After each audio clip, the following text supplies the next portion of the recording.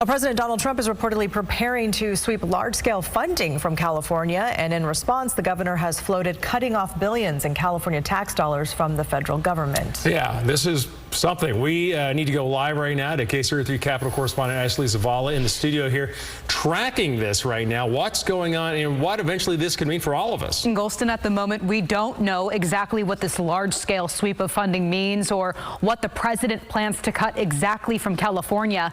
CNN is reporting the president has directed federal agencies to start identifying grants the administration can withhold from the state. Governor Newsom's Department of Finance tells us the federal government provides California with about $170 billion in grants for a variety of programs. That ranges from school lunches, unemployment benefits, education, transportation, research, and other environmental programs, for example. Governor Newsom posted on X this afternoon, quote, Californians pay the bills for the federal government. We pay over $80 billion more in taxes than we get back. Maybe it's time to cut that off. After the governor posted this, Newsom's Department of Finance spokesman H.G. Palmer sat down with me for an interview. Here's what Palmer had to say about what's going on. So the governor also tweeted this afternoon, in part, we pay over $80 billion more in taxes than we get back. Maybe it's time to cut that off, and then tag the president in this post on X. I mean, is that something that California could logistically do? I think the governor in his tweet was making a very clear point. This isn't a one-way transaction.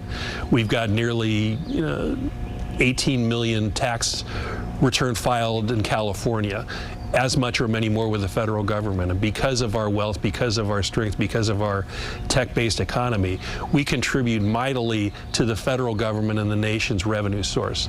So what the governor, I think, was suggesting in this tweet and making it very clear is that you may suggest and talk a tough game about taking away dollars, but if you really want to go down this road, let's have a serious discussion about how much California contributes to the national economy and to the national treasury in terms of the amount of tax dollars that Californians pay to the federal government. Does the Newsom administration have a sense of what these sweeping federal cuts could entail?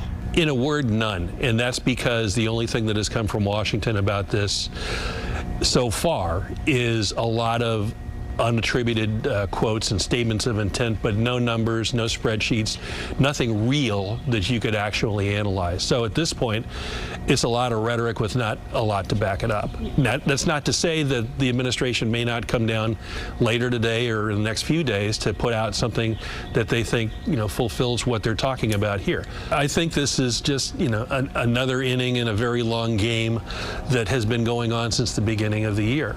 The governor and elected officials, the Attorney General, among others, have made it very clear that we're not going to back down from our values. If there's a threat to California, we're going to stand up to it.